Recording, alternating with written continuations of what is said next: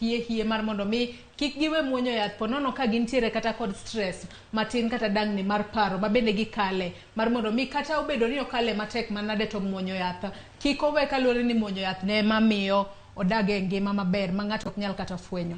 Achiel en funding ne support groups ma wantiere godo. Fundings go dok piny, jok ma yudo funding o gin organization madongo ma gin priority mag gipogore gi magwa piny ka. Mana achiel. Kech kata jok matindo go nigi support groups gi. But mondo support group no run, ok onyal run by itself ka onge ango, ka onge funding. Manyalo fund gi mondo giran activities manyalo miyo gi ango, nyalo miyo gi support no. Mar ariyo en ratich gi miketho kata facility no.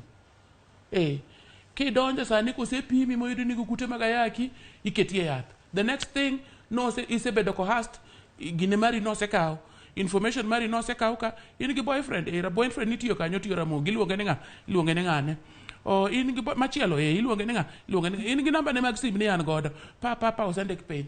Koro kosepime yaking'ise niya nembni mo kawgi jogo ibro go nango ibro go nigi sime tibro go nigi sime nade.